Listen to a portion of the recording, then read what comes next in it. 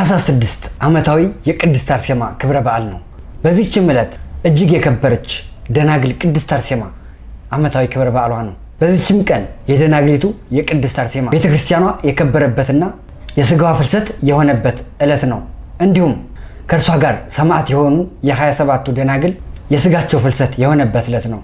ይህችንም ቅድስት አርሴማ ንጉሱ ድርጣድስ በዘመኑ የነበረው ንጉስ እንግዲህ ንጉስ ድርጣድስ ይባል ነበር። ይህን ያህል ታላቅ ክብር ካለው ከኛ ጋር መኖርን እምቢ ያልሽ ልብ የለሽምን አላት።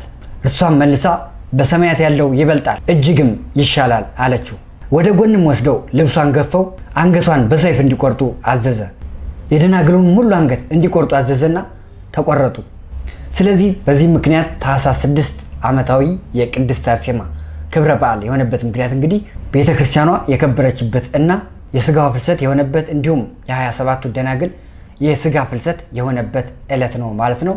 በዚህ ምክንያት ታኅሳስ 6 ዓመታዊ የቅድስት አርሴማ ክብረ በዓል ሆኖ ይከበራል ማለት ነው። ለእግዚአብሔር ምስጋና ይሁን፣ እኛንም በደናግል ጸሎት ይማረን፣ አሜን።